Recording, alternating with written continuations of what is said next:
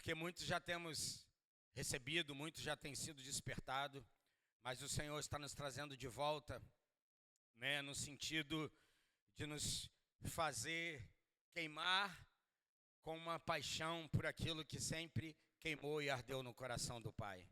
O que arde no coração do Pai, irmãos? Diga vidas.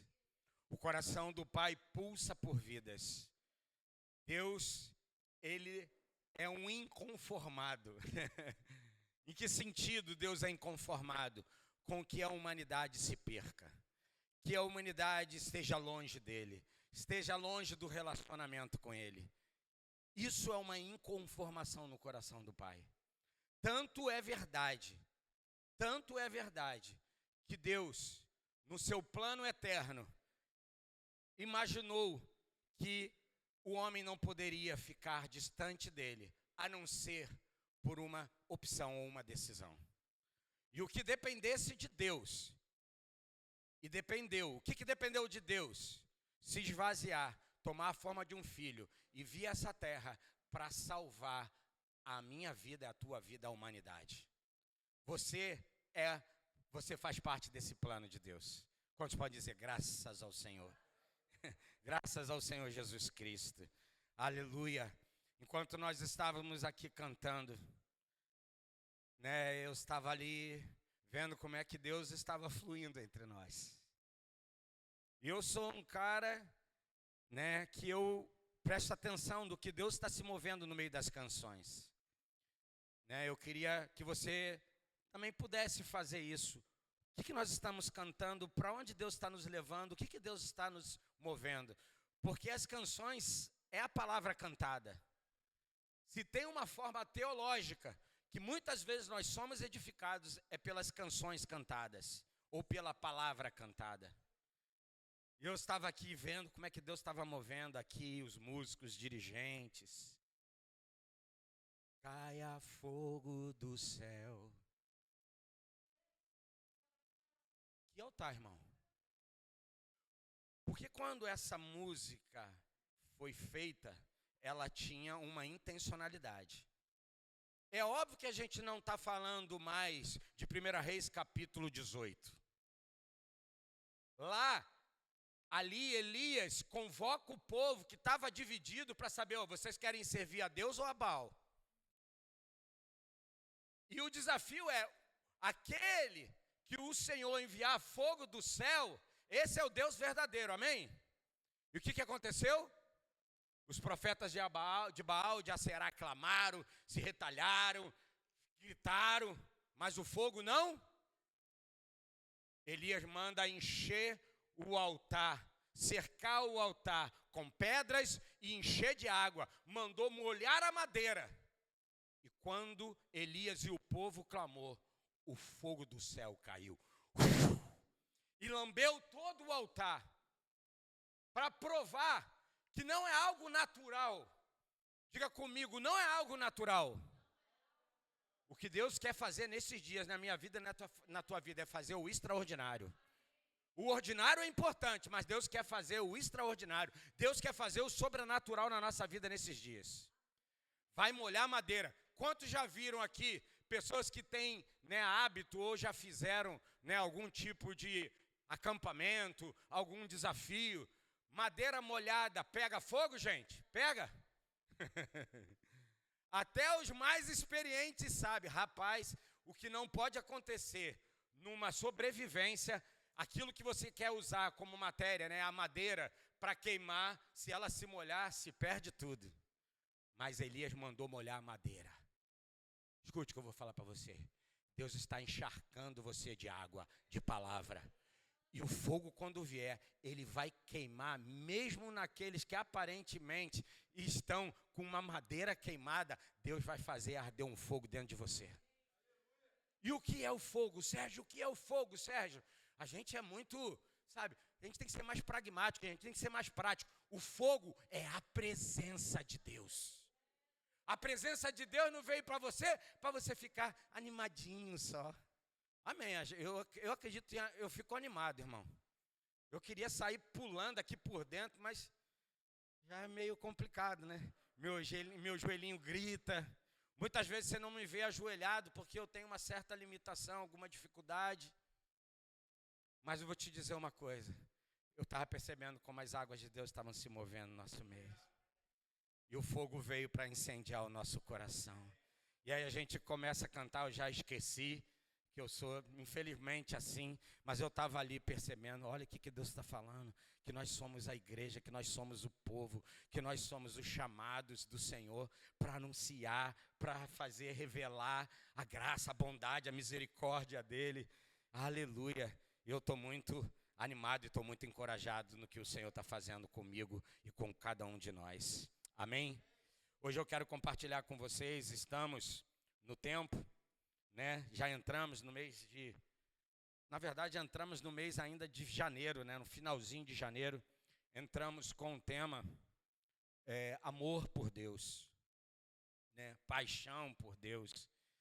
E nós estamos hoje no livro de 1 Samuel, no dia de hoje, capítulo 15, 16, 17, 17, 18.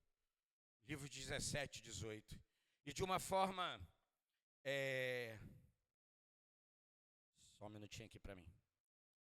Eu queria dar um pequeno parecer aqui sobre o que nós estamos, né, lendo durante esse mês de fevereiro, dentro desses capítulos.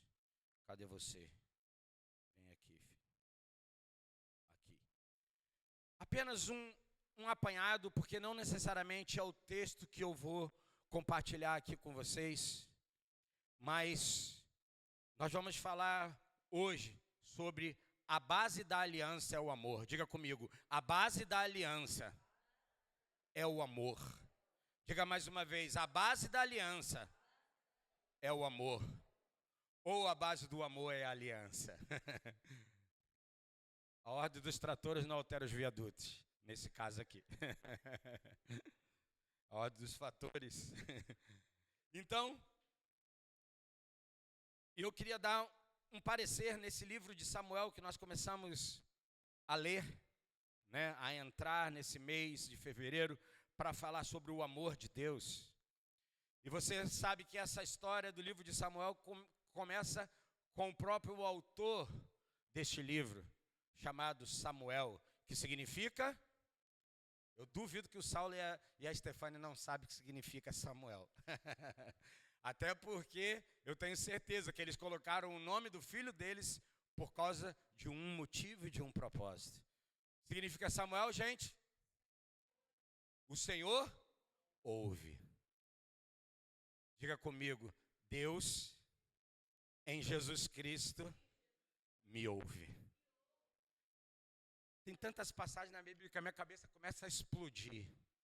Quando a Bíblia diz que então Deus também deu a Sara, né, posteriormente ao filho que Deus tinha dado com Agar e até então, né, Abrão, que foi o menino chamado Ismael. Mas depois veio o filho da promessa, aquele prometido que Deus tinha dado lá em Gênesis capítulo 12 para Abraão, né, o Isaac, o filho da promessa. Porém, Deus falou para que dispersasse, né, a Isaac, ou melhor, a Ismael. E parece assim, poxa, mas Deus assim, é esquisito, né? Manda Abraão mandar o menino Ismael embora com a sua mãe.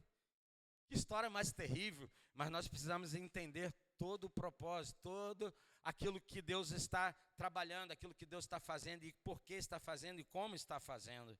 E aí dentro disso, o que acontece?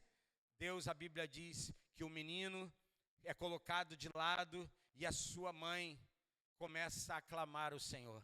E a Bíblia diz, depois você vai ler, ok? Nós, na verdade, já até lemos o livro de Gênesis, eu não sei se chegamos nessa parte, eu acho que sim, né, no início. A Bíblia diz que Deus ouviu o choro do menino. Diga, Deus ouve o choro. Deus ouve as suas lágrimas. Como lágrimas podem ser ouvidas? A Bíblia diz que Deus ouviu e atendeu o sangue de Abel. Sim ou não? E a Bíblia diz, vai em Hebreus dizer que o sangue de Jesus é mais valioso e mais poderoso que o sangue do Abel justo. Irmãos, o que eu quero dizer? Diga, Deus tem uma aliança. Deus tem uma aliança de amor com a humanidade. Deus tem uma aliança de propósito e é de amor. Diga, é de amor. Mas também é de justiça. Diga, também é de justiça. Eu não vou entrar nesse mérito, senão a gente vai para outro lugar. Mas o que eu quero mostrar para você aqui é que desde lá do livro que Deus estabeleceu tudo lá no início, lá na Torá, né, com Moisés, Deus disse, vai fazer assim, vai fazer assado, e Deus manda fazer uma arca. Diga, arca. A arca era chamada de Arca da Aliança. E dentro da Arca da Aliança tinham 3 elementos. Quais eram os elementos que tinham dentro da Arca da Aliança? Diga, as tábuas da lei, os pães da proposição e o quê? A vara de Arão, que floresceu.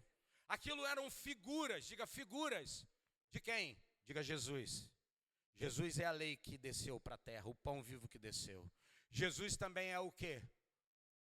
O maná, o pão que veio para alimentar a humanidade. E também ele é a vara que floresce, ele é o rebento, ele é aquele que nasce para fazer cumprir o propósito do Pai. É o sacerdote que vai ser chamado posteriormente do sacerdote eterno, o sumo sacerdote. Até aqui vocês estão comigo, amém? Amém? Então só para você, o que acontece? A Bíblia diz que existe uma mulher, existia, né, nesse momento, uma mulher chamada Ana, diga Ana. E a Bíblia diz que Ana, ela era desejosa por um filho. E ela clamava ao Senhor por um filho, mas ela era o quê? Diga estéril. Às vezes, tantas vezes na Bíblia, a esterilidade, ela era um símbolo de maldição terrível. E assim, muitas mulheres sofriam porque eram estéreis, não podiam conceber um filho. E assim estava Ana, né? Ela clamava, Senhor, me dá um filho, Pai, eu preciso de um filho, eu desejo um filho, e se o Senhor me der um filho, eu a devolverei ao Senhor. Diga, devolver ao Senhor. Tudo que Deus deseja é aquilo que Ele nos dá, seja devolvido em honra e glória para Ele. A Bíblia diz que então Deus ouviu a oração de Ana, e Deus abriu a sua madre e ela concebeu o filho e colocou o nome dele de o quê? Porque Deus o quê? Deus ouviu. Deixa eu te dizer uma coisa, meu irmão, minha irmã.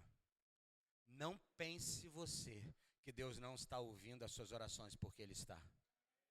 Talvez tenha gente perto de você, inclusive como o sacerdote Eli, achando que você está bêbada e bêbado porque você está com seus lábios balbuciando de clamor, de desespero, dizendo, Deus, eu preciso, eu desejo um filho, e se o Senhor me der, eu devolverei ao Senhor. Escute o que eu vou falar para você. Segundo a cultura judaica, assim que o menino foi desmamado, quantos anos mais ou menos? 2, 3 anos de idade. Você teria coragem de entregar o seu filho, a sua filha, com 2, 3 anos de idade, entregar para o sacerdote, naquele momento Eli, para que ele pudesse conduzir a vida daquele menino? Você faria isso? Mas Ana foi fiel. Diga, Ana foi fiel. O que Deus está desejoso e procurando é pessoas que são fiéis naquilo que comprometem com Deus, naquilo que pedem a Deus. E muitas vezes quando Deus dá, às vezes nós somos infiéis, adúlteros. Adulteramos aquilo que nós prometemos ou dissemos, ou escrevemos, ou falamos. Mas Ana, ela foi o quê? Fiel. Diga comigo, Deus deu Samuel para Ana. Ana devolve o Samuel para Deus. E como diz um pastor, Deus resolveu 2 problemas. O problema de Ana e o problema do povo de Israel. Porque a Bíblia diz que diante de tantos profetas, não houve igual um chamado Samuel. Samuel, ele vai ser uma voz, uma direção para o povo de Israel. E você sabe que lá no livro de Deuteronômio, não, 1 Samuel, se eu não me engano, capítulo 8, o povo começa a clamar pedindo o rei, sim ou não? É porque são muitos detalhes, mas você sabe. Aí o menino vai para servir no templo lá junto com o sacerdote. E aí ele acorda por 3 vezes perguntando: Eli, sacerdote, você me chamou? Ele falou: não te chamei, volta a dormir. Na 3ª vez a Bíblia diz que Eli entendeu, diga aí, entendeu, que Deus falava com o menino. Deixa eu te falar uma coisa. Tem muitos meninos no nosso meio que vão ouvir a voz de Deus. E talvez tem gente calejada que não está mais ouvindo. Só vai conseguir perceber. E Deus falou com ele, Deus falou com ela.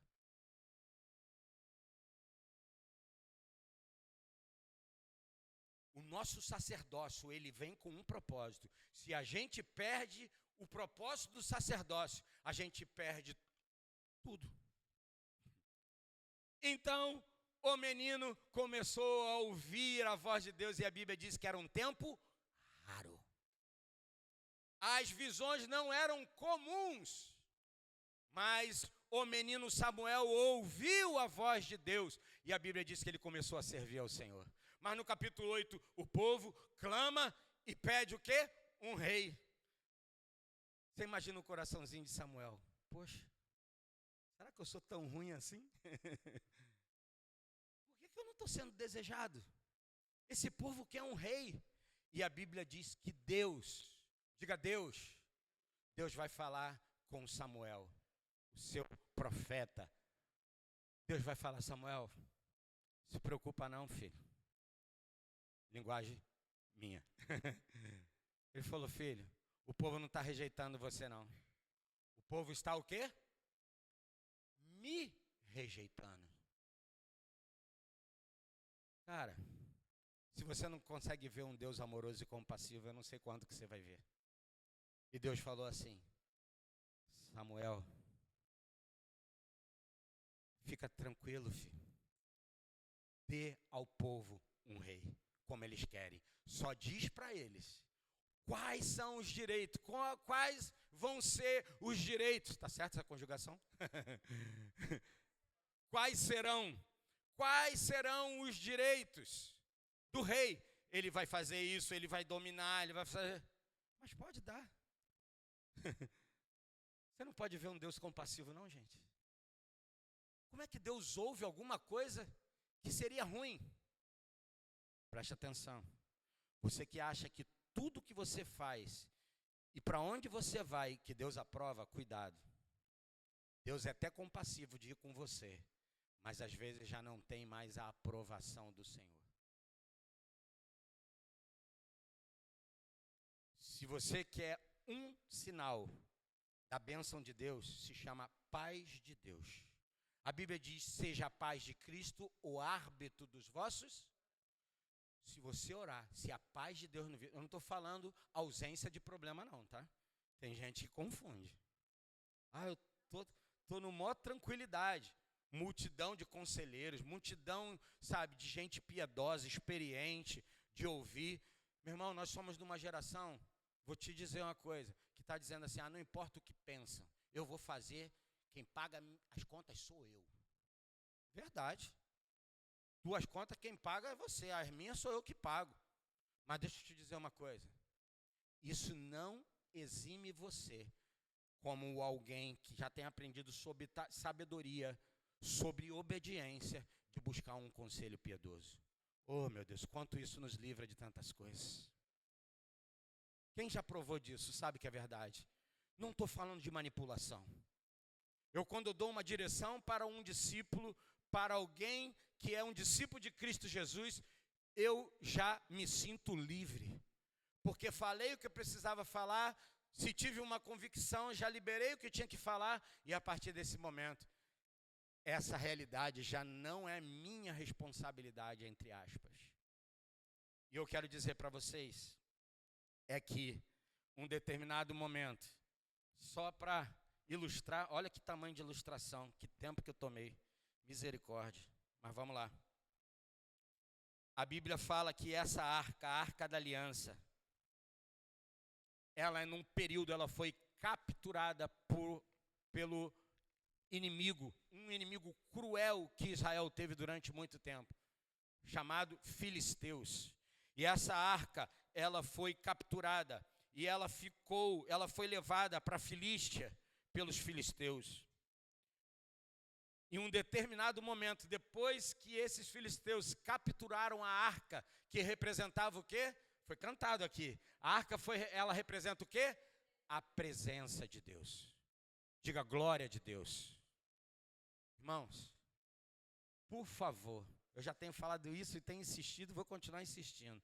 Não fique achando, Deus, a tua glória é a presença. Glória é presença. Não desassocie glória como uma coisa solta. A glória de Deus caiu. Caiu para quê? A presença de Deus, ela vem para um propósito. Diga propósito.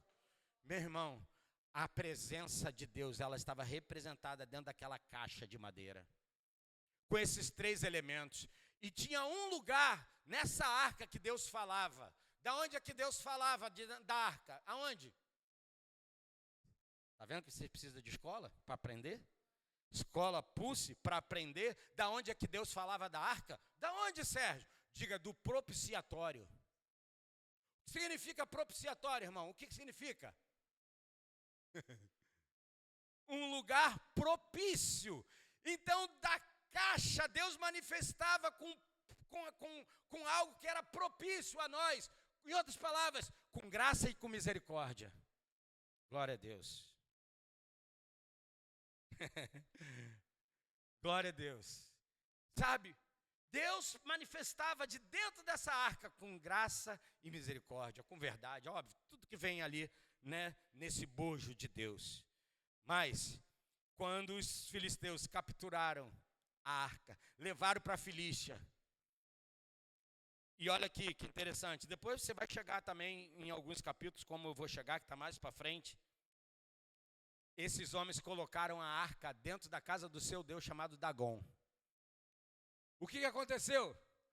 No dia seguinte, quando aqueles sacerdotes foram buscar, o que tinha acontecido? O famoso Dagom estava o quê?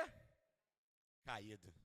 E eles levantaram, falaram, pô, deve ter vindo um vento, sei lá o quê. Levantaram, voltaram no dia seguinte, o que tinha acontecido?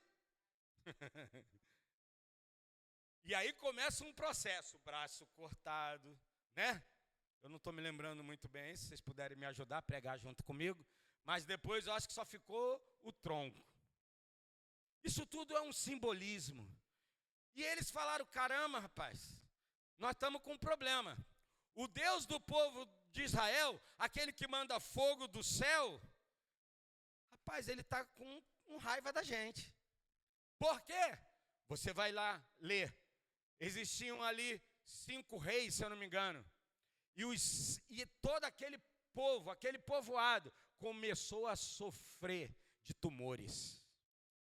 Começou a vir sobre uma desgraceira sobre eles. E eles perceberam, rapaz, tira essa arca, sabe, do nosso meio. Devolve esse negócio para o povo de Israel. Mas não devolve de qualquer jeito. Olha aqui, irmãos, um princípio que muita gente tem e que a gente não consegue entender como um povo de Deus.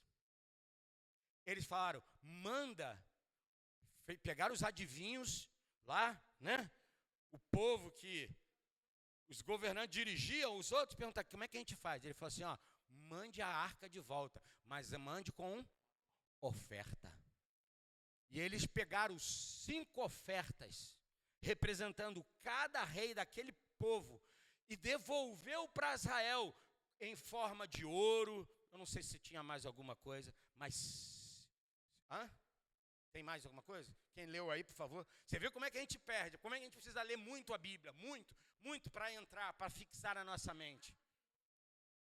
Os ratos, que eram a representatividade daquilo que eles entendiam como uma oferta, para que eles ficassem livres daqueles tumores que estavam sobre o povo. Resumindo, meu irmão, a arca é devolvida. E eu estou falando isso só para que você entenda o bojo de tudo. A arca, quando ela é devolvida, ela fica na casa de Abinadab,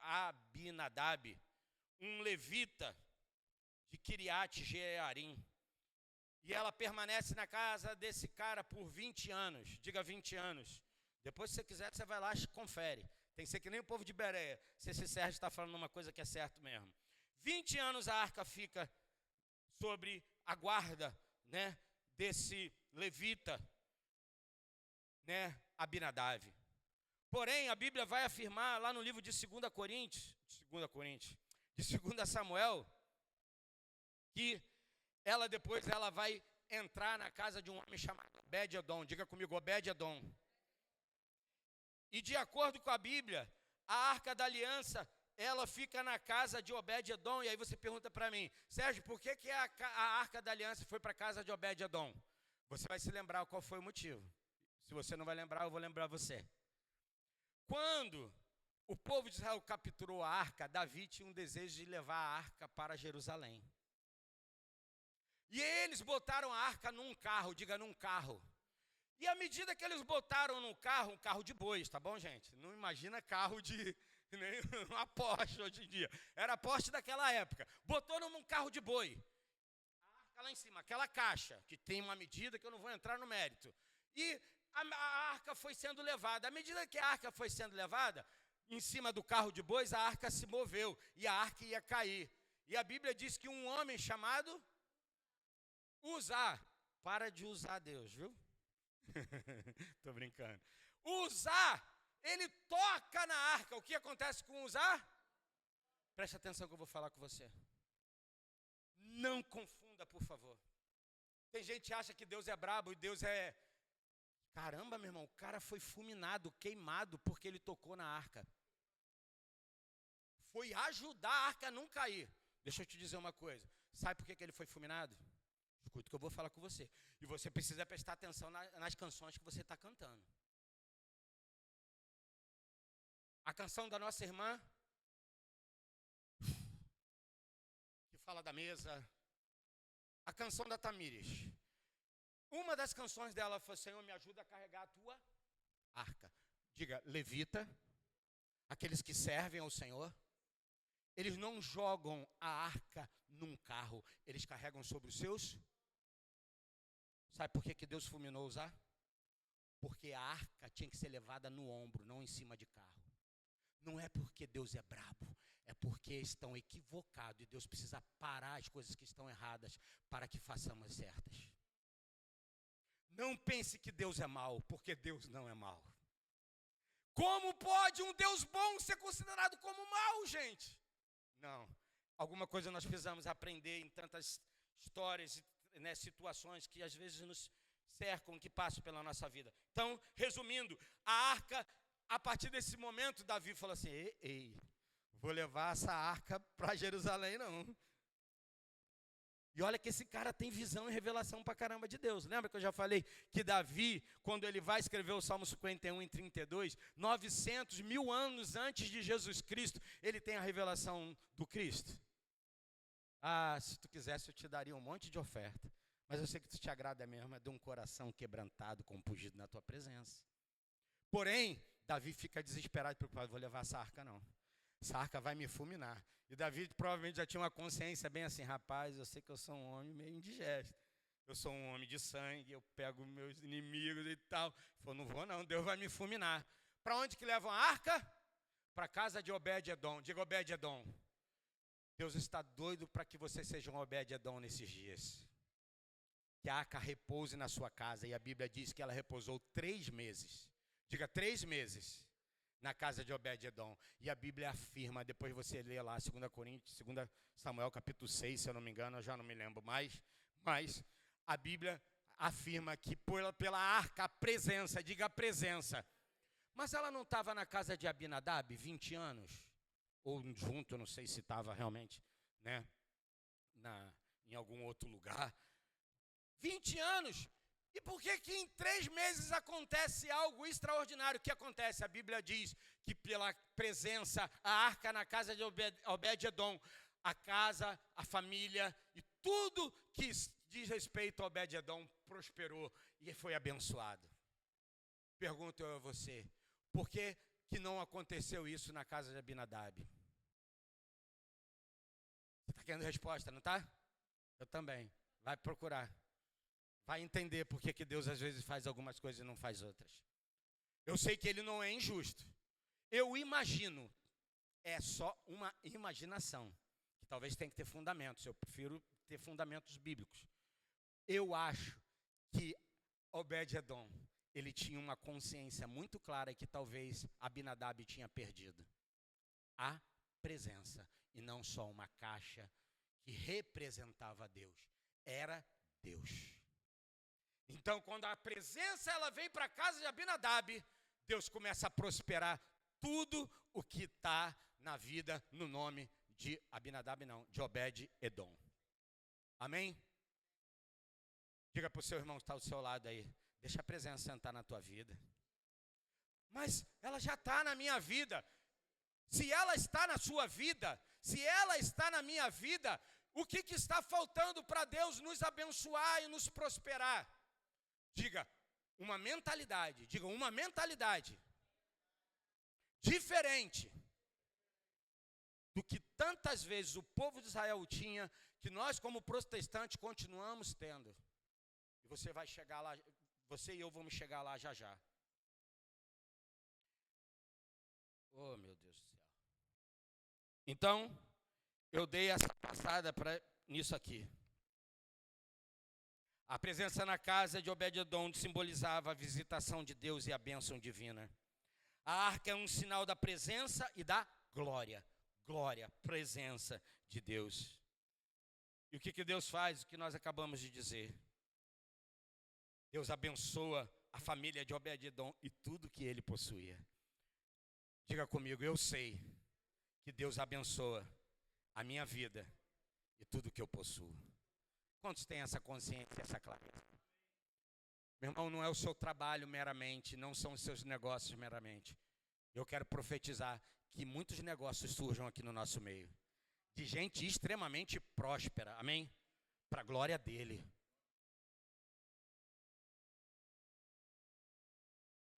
Se você conectar as coisas certas com Deus, Deus vai abrir a madre para abençoar a minha vida e a sua vida. Né, Rogério? Deus tem feito ou não tem feito na tua empresa? E quando Deus não faz? Calma. Só conecta com Deus o que Ele é. Vai chegar a hora. Esse é só um momento de escassez que Deus está me treinando para confiar mais e mais nele. E de repente, Deus começa a abrir portas para tudo qualquer lado. Amém? Deus está fazendo isso. Está acabando? Deus está fazendo isso no nosso meio, irmãos. Deus está fazendo isso nas nossas empresas, nos nossos negócios. Posso ouvir um amém?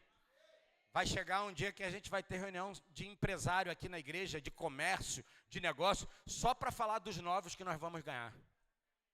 Do dinheiro que você vai investir na obra e na missão que Deus colocar no coração, não é meu coração, no nosso coração como igreja. Vamos investir agora onde? Eu separei um recurso aqui para um projeto, para uma missão. Irmão, vou te dizer uma coisa, muitas coisas ainda não acontecem aqui no nosso meio. Não é por falta de dinheiro, é por falta de um ajuste no coração. Porque todos os recursos já estão na mão do Senhor. E eu vou te dizer mais, Deus vai fazer isso através da minha vida, da tua vida. E se Ele não achar ninguém aqui, Ele traz um de fora para fazer. Como Ele já tem feito. Mas eu creio que Deus quer abençoar a minha vida e a tua vida. Como já tem feito os teus recursos e os meus recursos. O que Davi então faz? Depois que Davi percebe, na casa de Obed-Edom prosperou, Davi fala, traz a arca. E Davi levou a arca para Jerusalém. Ele falou, se a presença que eu achei que queimou, que arrebentou, o que aconteceu? Ele falou, não, traz a arca. Obrigado, Obed-Edom, porque você sinalizou para mim algo. E ele traz então a arca para a presença de Deus, ou melhor, para Jerusalém como sede. E Deus então faz o que faz e continua fazendo com o povo de Deus. E aí, impressionante. A Nathalie falou isso aqui, gente. Quando a arca volta para Jerusalém, quem é que vai à frente da arca? Davi. E ele põe uma estola sacerdotal de linho. Pergunto eu para você, quem é que usa estola sacerdotal? Eu pergunto para você, vai dar uma bugada. Davi era sacerdote?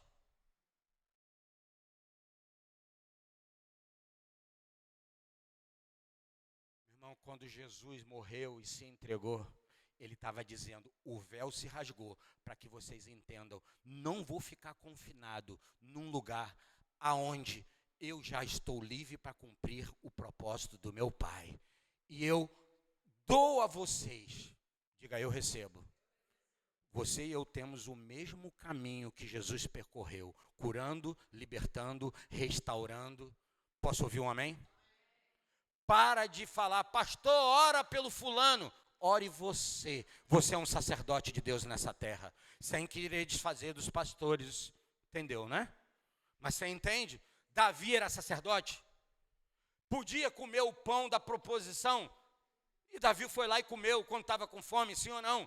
E Jesus fala sobre ele. Lembra quando Davi entrou e tinha fome e ele não comeu? Perguntou para você. Perceba o que eu vou falar para você. Deus não queimou Uzá porque Deus queria fulminar Uzá. Deus está fazendo uma correção de rota. Quando Davi entende alguns caminhos, Deus fala, eu aprovo, eu abençoo, mesmo que esteja fora das 4 linhas. Entende o que eu estou falando para vocês, irmãos? Pare de olhar um Deus sanguinário. Pare de olhar um Deus castigador e olhe um Deus de misericórdia e de bondade. Deus não quer trazer juízo e justiça no sentido do juízo. Deus quer apresentar misericórdia, bondade te precedem. Amém?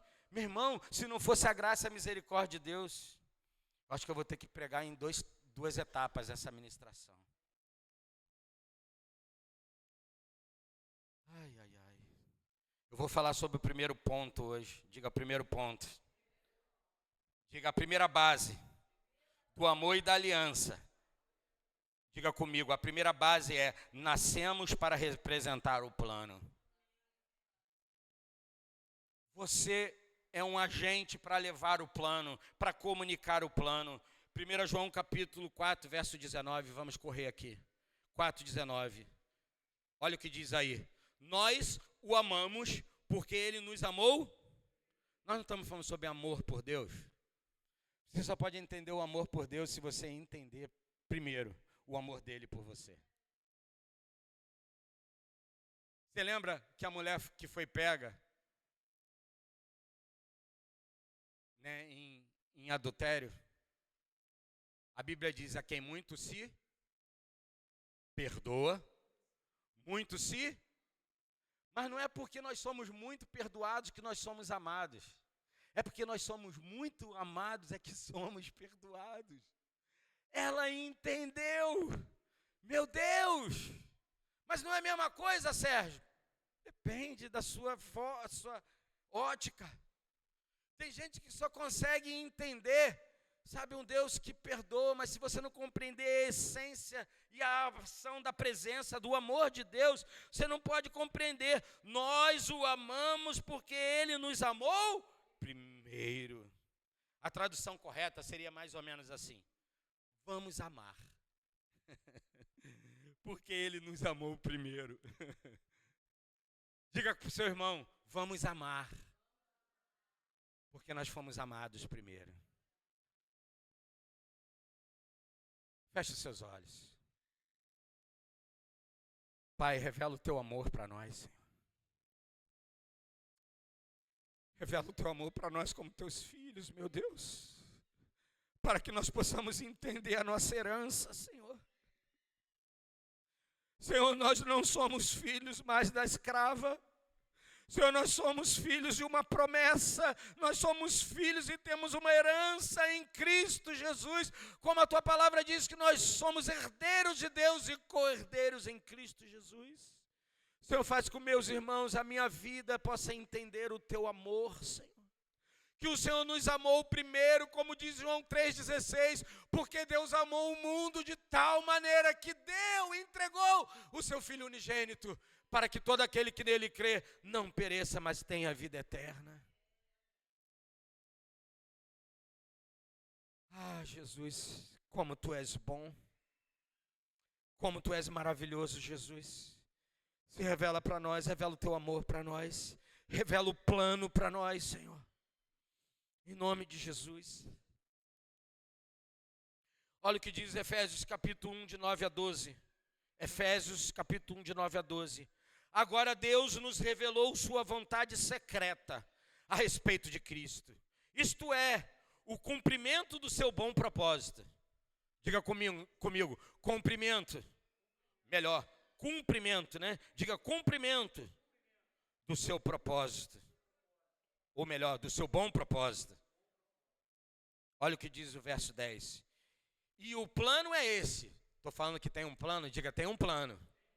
Qual é o plano? O que Deus está em mente? O plano é esse. No devido tempo, Ele reunirá sobre a autoridade de Cristo. Diga, autoridade de Cristo. Tudo, diga tudo, que existe nos céus e na terra.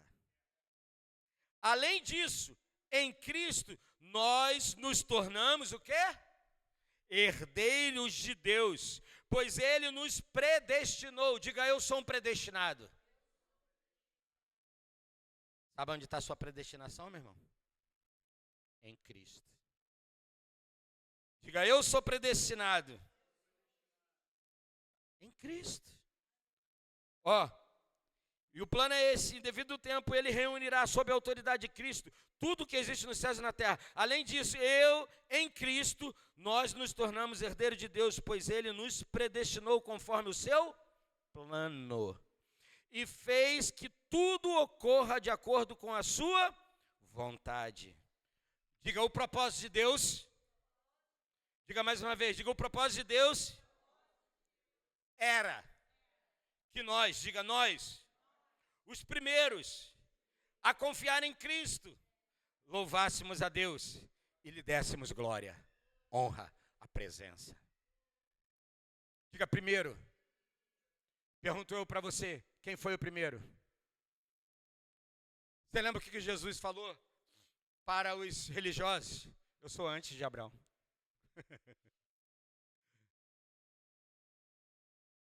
Meu irmão, você já tem um primeiro. A Bíblia diz que o primeiro Adão foi feito o quê? Diga, alma vivente. Diga, o segundo Adão ou o último Adão foi feito o quê? Espírito vivificante. Se você não compreender isso, você vai continuar andando na alma. Diga, a alma tem as suas faculdades. Normalmente ela se move no mundo dos sentidos, amém? Ouvir, falar, tocar. Diga, a alma tem as suas faculdades. Vou botar a sua cabeça para bugar mais um pouco. Diga, o meu espírito também tem as suas faculdades.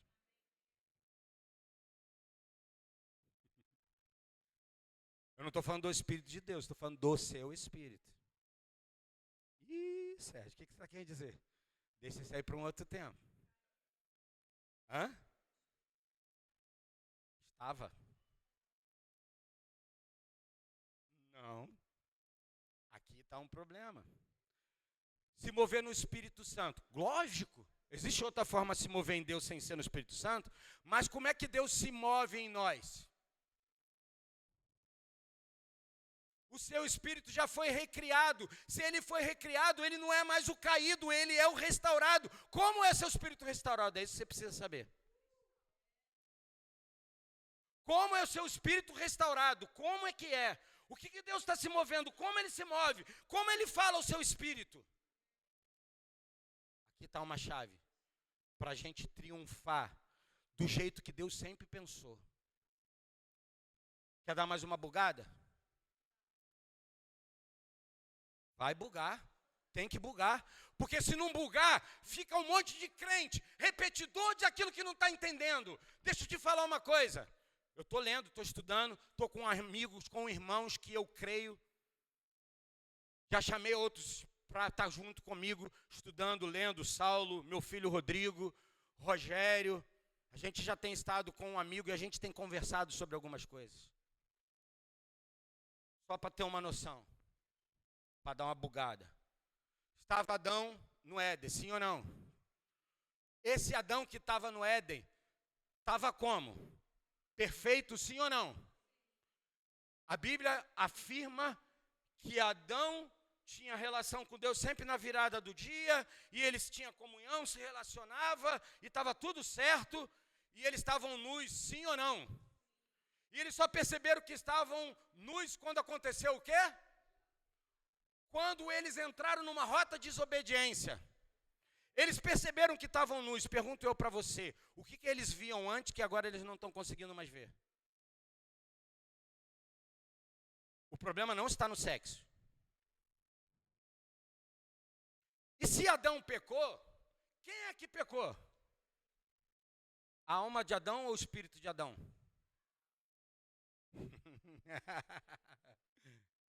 E aí? Quem é que pecou? Quem é que pecou, Nathalie? O espírito. O espírito de Adão pecou. Por isso que a nossa vida precisa ser recriada. E nós não somos recriados na alma. A alma é reeducada. O espírito nosso que precisa ser recriado. Por isso todo homem, todo nascido de mulher, que nasceu pela relação de um homem com a mulher, precisa nascer de novo, ser recriado de novo. Por que Jesus tinha poder, mesmo depois de morrer, de ir ao Hades, ao mundo dos mortos, e ir lá ressuscitar depois do terceiro dia? Diga, porque Jesus era um espírito que não tinha pecado.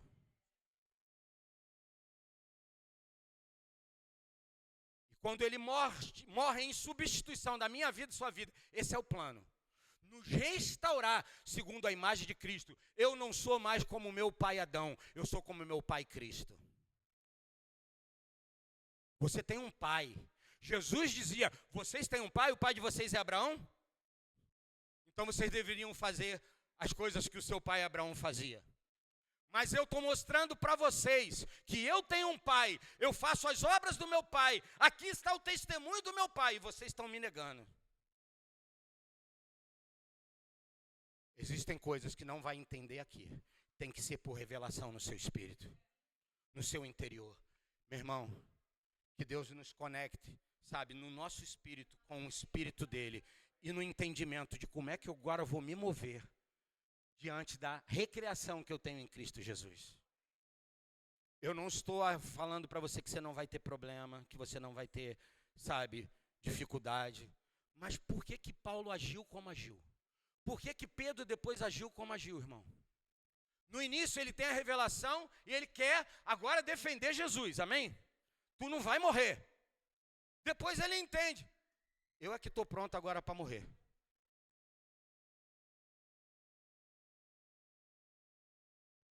Ai, ai, ai. Quantos estão debaixo do discipulado lendo Uma Vida com Propósito? Do Rick Warren. É edificante, abençoa muita coisa ou não?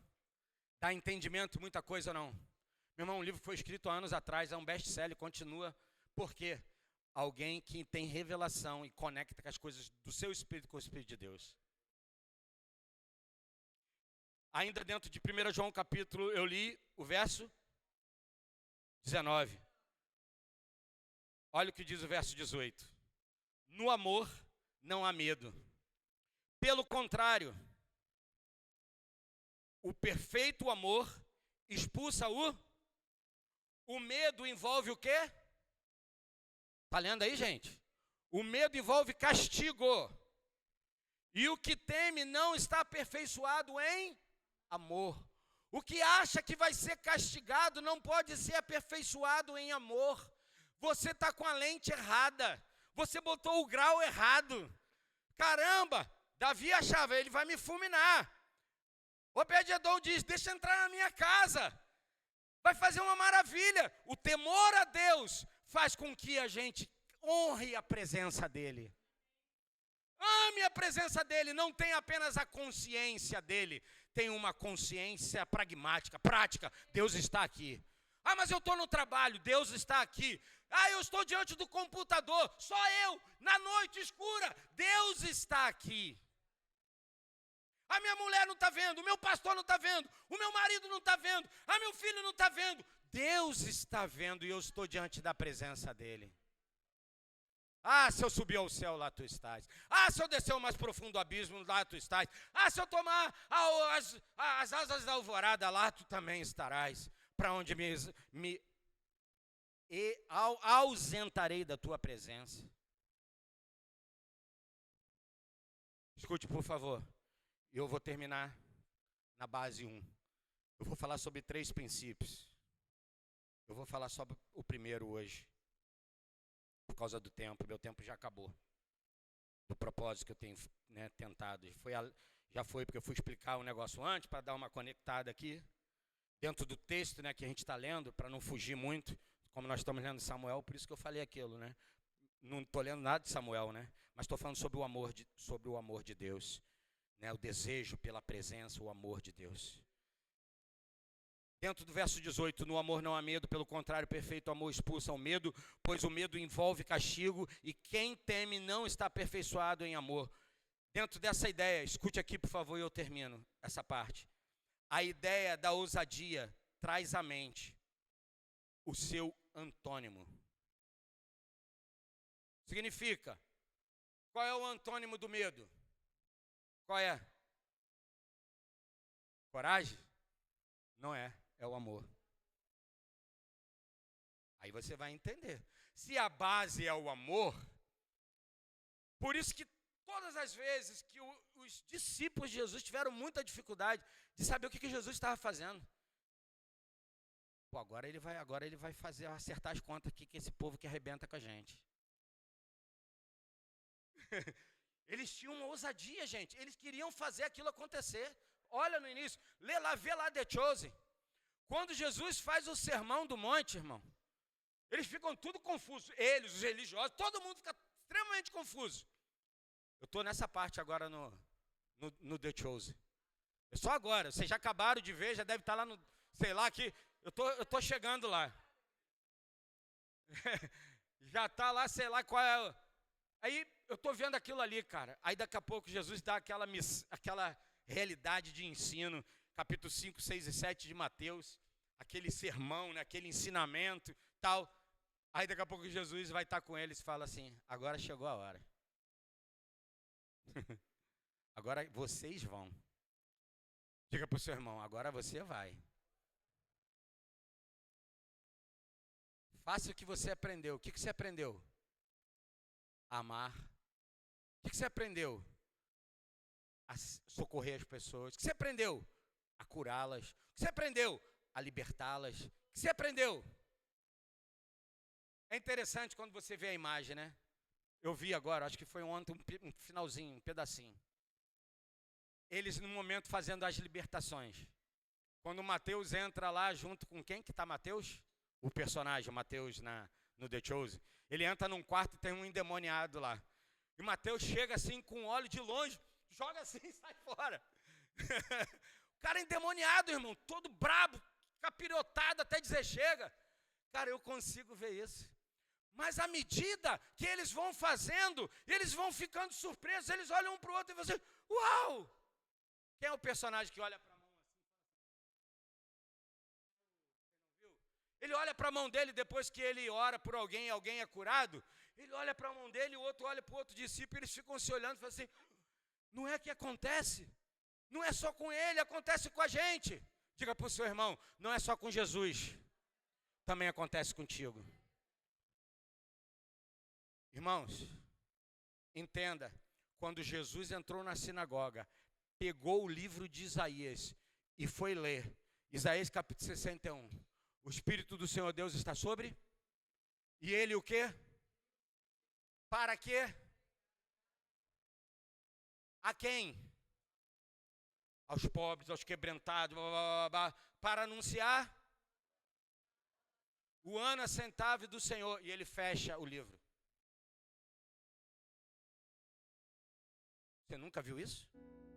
Leia a Bíblia. Por que ele fecha o livro? Porque até então é o tempo aceitável, mas chegará um dia, que é o dia da vingança do nosso Deus.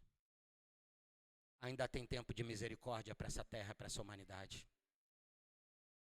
Pare de ficar anunciando um Deus que vai arrebentar e anuncie o plano, a misericórdia e a bondade. Ela quer seguir a tua vida todos os dias. Posso ouvir um amém?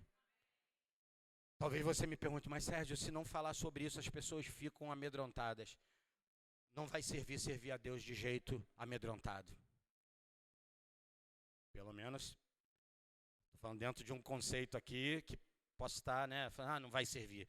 Deus pega qualquer coisa e faz com que sirva os propósitos dele. Mas eu estou falando dentro de um princípio.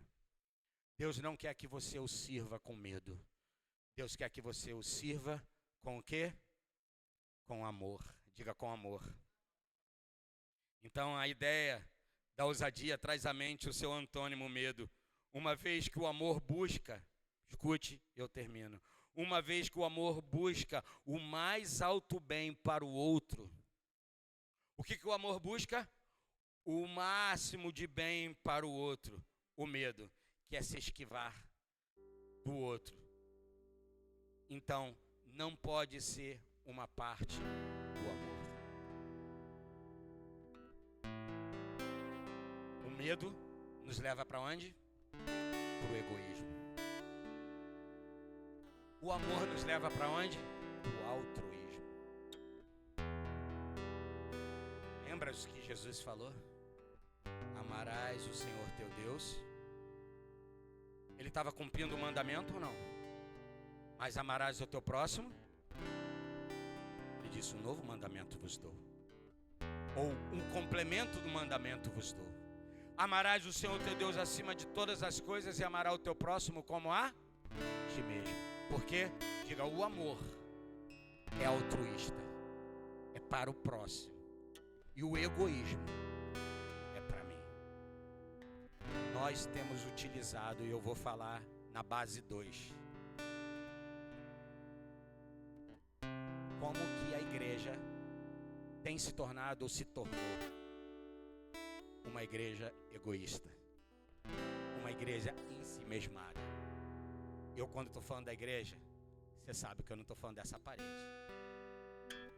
Toca com respeito e com amor na vida do seu irmão e fala para ele, estou falando da gente.